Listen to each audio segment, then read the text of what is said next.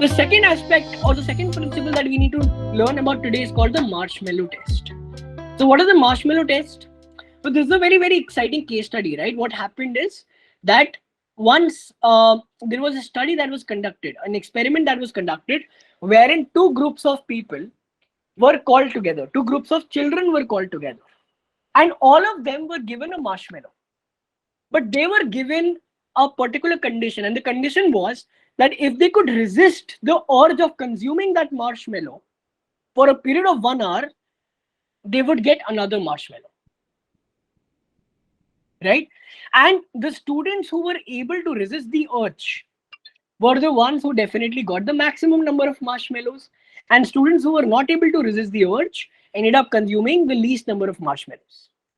This experiment was conducted, and then over a period of time, we got to know that the people who were able to resist the urge of consuming marshmallows in a short period of time were the ones who tended to be more successful in their lives.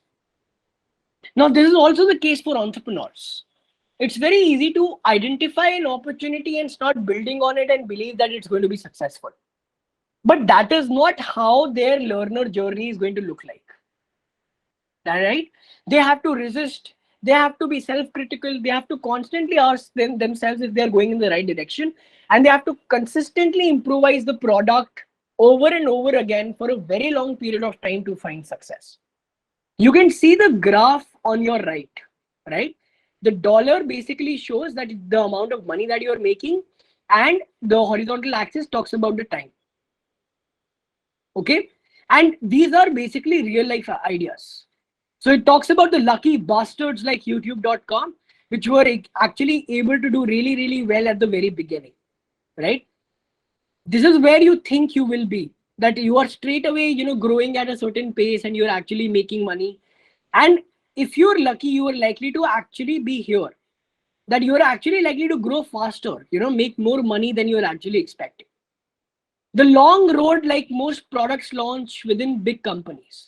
So big companies usually play at this particular rate, where they are actually, because they already have influx of capital, the right networks, therefore they are able to do this well. Heavily funded startups, the ones that we actually look at in social media, the one that we actually read about, are the ones that are lucky enough to be able to raise a lot of funds in a very short period of time. And the green ones are the most examples out there, right?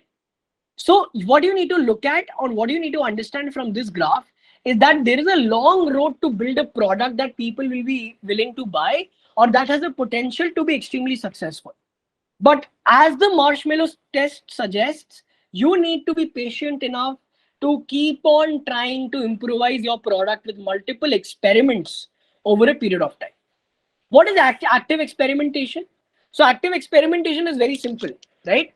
I deliver a session today, I ask for your feedback, and somebody comes and tells me, Shawrya, we would have enjoyed it much more had you covered more stories in your session. So next time, I would probably include more stories in my sessions, which will further improvise the quality of the sessions that I'm taking. So what did I do? I conducted an experiment. I collected the feedback, and I used that feedback to improvise my product. It's also called product iteration, and something that you will have to do for a very long period of time to be a successful entrepreneur, or a successful product manager, or a successful manager.